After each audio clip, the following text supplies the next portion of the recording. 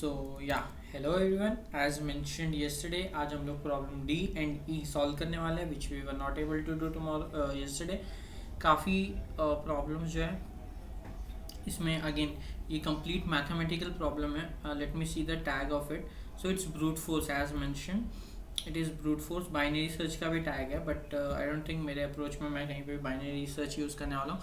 मैं बहुत सिंपल सा मैथ्स यूज़ करने वाला हूँ। So we will do solve the problem but first I will write to read the problem। so फिर pause कर लो और read कर लो problem को। I will count to 5 and उसके बाद मैं explain करता हूँ कि what does the problem say।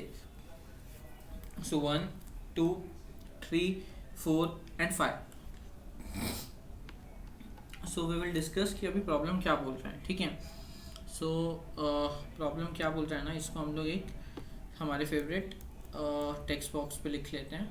so let's open a new page and so problem क्या बोल रहा है, आपको a b c ऐसे तीन वेरिएबल्स चूज करने हैं such that a b a times b plus a times c plus b times c मतलब a into b plus a into c plus b into c should be less than equal to n and a plus b plus c should be less than equal to x। तो ऐसे total कितने possible pairs होंगे वो हमें बताना है given the value of n and x।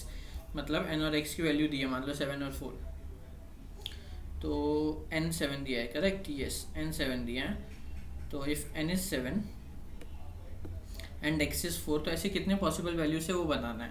मतलब पहले a की वैल्यू 1 लो, b की वैल्यू 1 लो, c की वैल्यू 1 लो और ट्राई करके देख लो क्या पॉसिबल है। यस ये वाला पॉसिबल है, यस।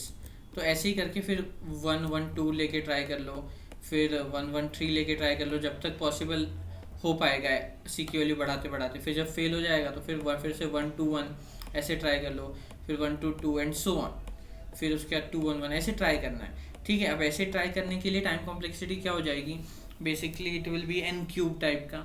अगर हम लोग सारी वैल्यूज़ के लिए ट्राई करने गए तो n क्यूब होगा, करेक्ट। बट मैं क्या बोल रहा हूँ, अभी के लिए ना ज़्यादा दिमाग नहीं चलाते हैं। मैं सिंपली क्या कहता हूँ, जो क्वेश्चन बोल रहा है ना वही करते हैं, ठीक है।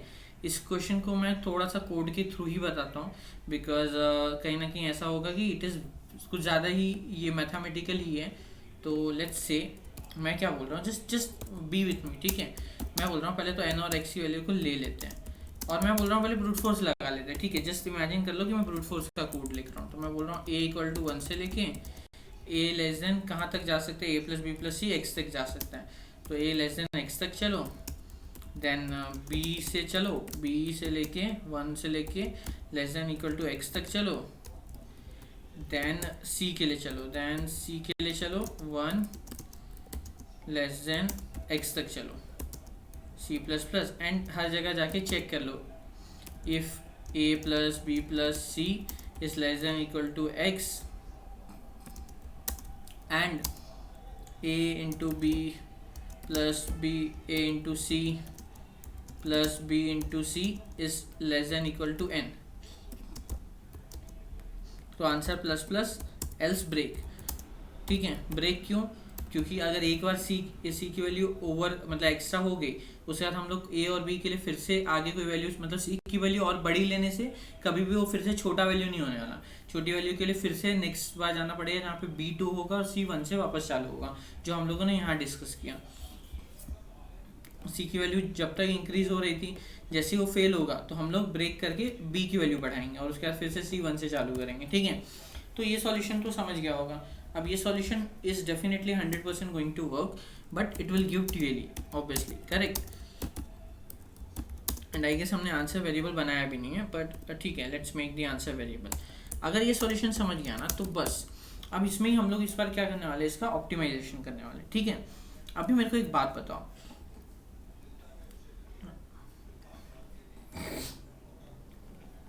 लेट्स से कि जो a की वैल्यू है वो कहाँ तक जा सकती है, वो 1 से लेके x तक जा सकती है।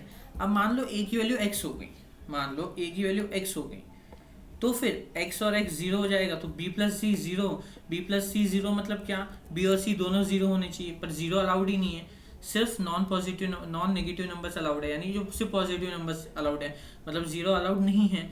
तो हम लोग को इन दोनों की वैल्यू मिनिमम क्या रखनी पड़ेगी, मिनिमम 1 तो रखनी पड़ेगी, करेक्ट। हाँ या ना, समझ में आया मैंने क्या बोला।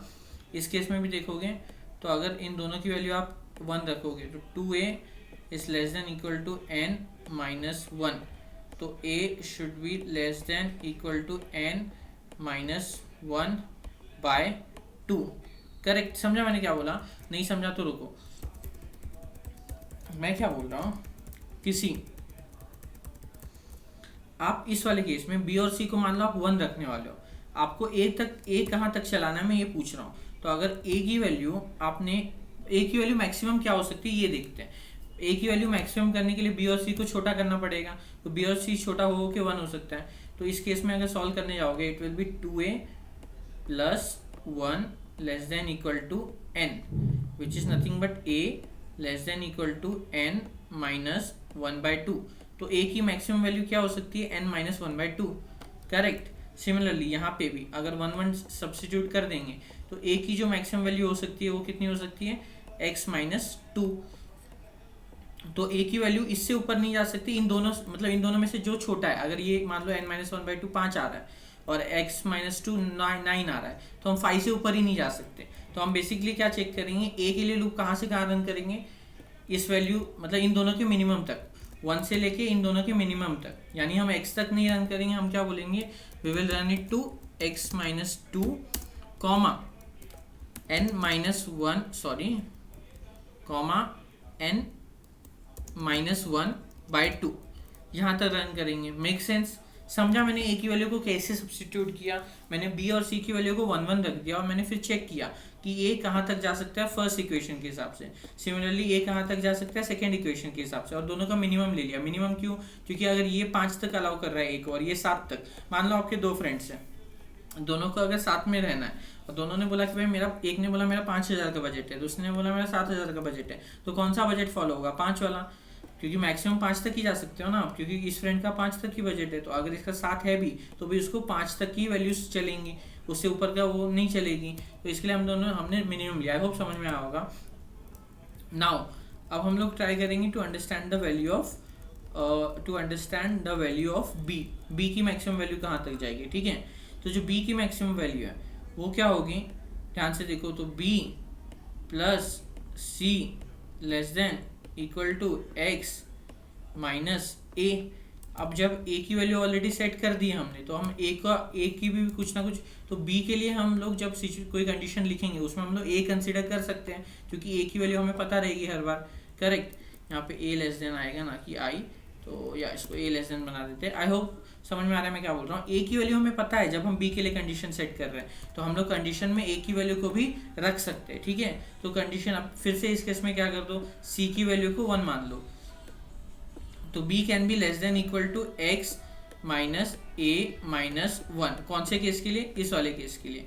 एंड ऊपर वाले केस के लिए b की वैल्यू क्या होगी, तो it will be ab plus a plus b less than equal to n, ठीक है। अब ये जो इक्वेशन है ना, ये थोड़ा सा कुछ तो कंफ्यूजिंग चल रहा है, मतलब अगर इसमें से हम लोग को कैसे तो करके अगर b को एलिमिनेट करना है तो कैसे होगा वो, इसको इस इक्वेशन को सॉल्व करते हैं नेक्स्ट पेज पे, ठीक है, which is A B plus A plus B and less than equal to N. तो इस इक्वेशन को सॉल्व करना है। तो इस इक्वेशन को सॉल्व करने के लिए मैं क्या बोल रहा हूँ कि let's send A on this side, तो it will be A B plus B less than equal to N minus A, then B common लेके it will be N minus A upon A plus 1।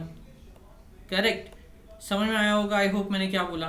तो b की value maximum n minus A upon A plus 1 हो सकती है, and second वाले case में x minus A minus 1। तो हम लोग b के लिए वही वैल्यू सेट कर देते हैं। b के लिए हम क्या बोल देते हैं, मिन ऑफ, मैं अपना कुछ भी नहीं चाह रहा हूँ, मैं वही कर रहा हूँ जो क्वेश्चन में दिया है, सिर्फ मैं मैथ से फॉर्मूले लगा रहा हूँ, जो क्वेश्चन में दिया हमने वही किया, अपना दिमाग बिल्कुल नहीं चलाना है, जो क्वेश्चन ने बोला वो करेंगे। क्वेश्चन ने बोला n minus A by A plus 1 तक जाना है तो चले जाओ। आई होप समझ में आया क्या किया मैंने दोनों लूप को बेसिकली ऑप्टिमाइज कर दिया। अब अगर सोचने जाओगे ना कि भाई इसकी मैक्सिमम वैल्यू क्या हो सकती है, तो ये कभी भी ओ ऑफ एक्स से बड़ा होगा ही नहीं। ज़रा सोच के देखो, ये कभी भी ओ ऑफ एक्स से बड़ा होगा ही नहीं, या फिर इन दोनों को मल्टीप्लाई कर लो, मान लो इसकी वैल्यू मैक्सिमम होगी एक्स माइनस 2, ठीक है। या फिर ऐसे मत चेक करो, ऐसे चेक कर लो कि हाँ जो a की वैल्यू है a इंटू बी, अगर नीचे a ऑलरेडी है तो a और a कैंसिल हो जाएगा, अभी मतलब मैं क्या बोल रहा हूँ, अब इसका टाइम कॉम्प्लेक्सिटी अगर आपको समझना है तो what I am saying is B की जो मैक्सिमम वैल्यू है वो क्या है, N minus A time A plus one, correct. तो ये बी है और ए की क्या है, ए की तो ए ही रहेगा, करेक्ट। तो अगर इन दोनों को मल्टीप्लाई करेंगे तो नीचे एन नहीं, नीचे वन है, नीचे यहाँ पे वन है, ये एन नहीं है। अगर इन दोनों को मल्टीप्लाई करेंगे तो A plus one is almost equivalent to A, almost, ऐसा 100% नहीं बट ऑलमोस्ट। ए और ए अगर कैंसिल हो गया, ए और ए कैंसिल हो गया तो जो टाइम कॉम्प्लेक्सिटी आई वो कितनी आई, एन। अब तक सेकेंड लूप तक जो टाइम कॉम्प्लेक्सिटी आएगी वो एन की आएगी। आई होप समझ में आया कैसे, मेक सेंस। अब तक सेकेंड लूप तक जो टाइम कॉम्प्लेक्सिटी आएगी वो एन की आएगी और एन की वैल्यू क्या है, 10⁶। तो अब तक वी आर गुड, करेक्ट। समझ में आया मैंने क्या कहा, अब तक वी आर वेरी गुड। अब ठीक है, ये दो लूप्स हो गए ए और बी वाले। अब सी को ऑप्टिमाइज किया जा सकता है क्या, तो मैं क्या बोल रहा हूँ, सी की जो वैल्यू है ना उसके लिए हमें लूप लगाने की ज़रूरत ही नहीं है, क्योंकि अभी देखो अब सी की वैल्यू फिक्स हो गई है। सी की वैल्यू फिक्स कैसे हो गई है, इक्वेशन क्या था, let's go to the equation, ये इक्वेशन थे, ठीक है। तो let me have one eraser. मैं क्या बोल रहा हूँ बस उस बात पे ध्यान दो, जस्ट फील करो, इट्स जस्ट मैथमेटिकल इक्वेशंस, जो कि इफ़ यू विल अंडरस्टैंड कैसे किया है तो it's very very simple. So let's me write if what is happening, how to, okay ऐसे नहीं लिख सकते, इरेजर की वैल्यू बढ़ा के, जस्ट अ सेकेंड, मैं I am new to this white board, not new but हाँ बहुत ज़्यादा प्रैक्टिस भी नहीं है। So yes, let's just remove whatever we have written till now. I hope A और बी की वैल्यू कैसे निकाली समझ में आया होगा, नहीं समझ में आया तो पेन और पेपर लो और ट्राई करो, बिकॉज ये जस्ट मैथमेटिकल इक्वेशंस है। मैथ्स का वो बेसिक इक्वेशन यहाँ से वहाँ डालना, that can't be taught right now, तो वो बेसिक आप ट्राई करो पेन पेपर लेके, यू विल अंडरस्टैंड। पर आप सोचोगे ना तो सी की वैल्यू आपके पास फिक्स हो गई है, क्यों, क्योंकि अब आपके पास ए और बी दोनों चीज़ें हैं, तो फिर सी की जो वैल्यू है वो क्या होगी, it will be less than N minus A B upon A plus B, correct. And इस वाले केस में सी की वैल्यू क्या होगी, C will be less than equal to X minus A minus B, correct. तो मैं क्या बोल रहा हूँ, सी का जो आंसर है वो इससे छोटा जब रहेगा तब इसको सेटिस्फाई करेगा, एंड जब इससे छोटा रहेगा तो इसको सेटिस्फाई करेगा। तो मैं क्या बोल रहा हूँ, हमने ए और बी पे कंडीशन ऑलरेडी लगा दी है, तो सी के लिए हमें इटरेट करने की ज़रूरत है क्या, मतलब मैं क्या बोल रहा हूँ, अभी सी के लिए भी हम ये इटरेशन करेंगे, कौन सा, मिन ऑफ दिस कॉमा मिन ऑफ दिस। तो 1 से लेके 1 इसके लिए सेटिस्फाई करेगा, येस, 2 करेगा, येस, 3 करेगा, येस। मान लो 4 नहीं कर रहा, 4 नहीं कर रहा क्योंकि 4 इस वैल्यू के बाहर आएगा तभी वो नहीं कर रहा है, इस वैल्यू के या इस वैल्यू के, दोनों का मिनिमम जो भी होगा। अभी के लिए मान लेते हैं कि ये वाली वैल्यू की हम बात कर रहे हैं। तो मैं क्या बोल रहा हूँ, इंस्टेड ऑफ इटरेटिंग, जब हम इटरेट मारेंगे तो इटरेट मारना ही क्यों है, हमें पता है कि जब तक वैल्यू इससे छोटी है या इक्वल है तब तक वो सेटिस्फाई करेगा, जब इससे बाहर जाएगी तभी वो सेटिस्फाई नहीं करेगा। तो मुझे पता है 1 सेटिस्फाई करेगा, 2 भी करेगा, 3 भी करेगा, जो वैल्यू तक इससे छोटी है वो सारे सेटिस्फाई करेंगे, इससे मतलब इन दोनों के मिनिमम से। जैसे ही बड़ी होगी तब सेटिस्फाई नहीं करेगा, तो मुझे लूप लगाना ही क्यों है। आई ऑलरेडी नो कि 1 से लेके, मान लो ये जो पूरा वेरिएबल आती है, ये जो पूरा वेरिएबल है इसकी वैल्यू 10 आ रही है, तो मुझे 1 से लेके 10 तक रन करके चेक क्यों करना है कि सबके लिए सेटिस्फाई कर रहा है। मुझे पता है 10 तक के लिए करेगा, तो मैं सीधा आंसर में क्या ऐड कर दूंगा, 10 कर दूंगा, क्योंकि मुझे स्टार्ट वैल्यू पता है, मुझे एंड वैल्यू पता है, तो सीधा आंसर में क्या ऐड कर दूंगा, 10 ऐड कर दूंगा। तो बेसिकली मैं क्या कह रहा हूँ, इंस्टेड ऑफ इटरेटिंग हम यहाँ पे क्या कर लेंगे, answer plus equal to min of C, where C is in one case it is N minus A B upon A B is A into B upon A plus B. अब मुझे भी नहीं पता, ये जो मैं अभी पूरा लिख रहा हूँ सॉल्यूशन, इसमें हो सकता है मैं पूरी तरीके से कहीं गलत कर रहा हूँ, ठीक है। मैंने कल इसको ऐसे ही सॉल्व किया है, so I am not sure, but ठीक है ऐसा ही होना चाहिए मेरे हिसाब से। This should give us to our answer. I hope समझ में आया होगा। क्या मैंने कुछ भी रॉकेट साइंस नहीं लगाया, मैंने सिंपल मैथ्स लगाई है, सिंपल मैथ्स लगा के तीनों लोग को ऑप्टिमाइज किया है, ठीक है। हो सकता है गलत हो जाए, आई एम वेरी श्योर कि ये गलत होगा। सो इट्स 4 10 7 1 से 7 6 8 आई गेस सैम्पल टेस्ट के तो पास हुआ है। आगे देखते हैं, आगे हो सकता है कहीं पे डबल का कुछ इशू आ जाए, क्योंकि हमने यहाँ पे सब कुछ जो है वो सीधा चेक कर लिया है मीन को, ना कि उसको कहीं कन्वर्ट नहीं किया है, टाइपकास्ट नहीं किया है, तो हो सकता है गलत है बट नहीं आया, ठीक है, it is accepted. So I hope समझ में आओगे। सी हमने कुछ भी मैजिक नहीं किया, what we just did it, we just played with the equations. A की वैल्यू फाइंड करने के लिए हमने स्टेप्स क्या किए, पहले ए की वैल्यू फाइंड की इस इक्वेशन में। ए की वैल्यू फाइंड करने के लिए बी और सी का मिनिमम वैल्यू रख दिया ताकि हमें ए की मैक्सिमम वैल्यू मिल जाए। वो करके हमने ए के लिए लूप लगा दिया। सिमिलरली फिर बी के लिए लूप लगाते टाइम हमने क्या किया, बी के लिए इक्वेशन बनाया।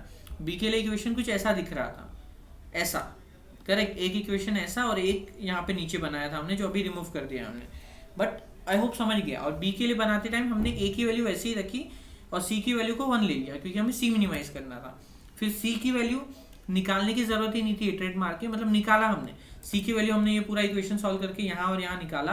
अब हमने बोला इसके लिए इटरेट नहीं करेंगे क्योंकि हमें पता है इससे जो भी छोटी वैल्यू रहेगी वो तो सेटिस्फाई करेगी ही, तो उनको डायरेक्टली ऐड कर सकते हो हम, डायरेक्टली जितनी वैल्यू है उसको आंसर में ऐड कर सकते हैं। सो आई होप समझ में आया होगा। Question was I mean simple maths था क्वेश्चन, ऑब्वियसली लॉजिक इसका काफ़ी अच्छा था, मैथमेटिकल इक्वेशंस आपको सॉल्व करने आना चाहिए, and during the contest we sometimes not even think for such solutions, तो एवरीथिंग वाज गुड इनफ।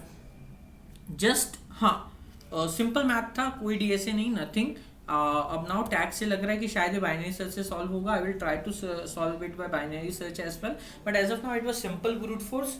तो आई होप समझ में आया होगा।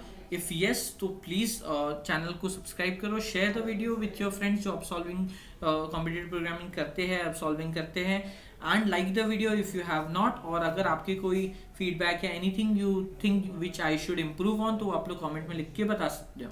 सो now let's move to the E problem for now. Thank you.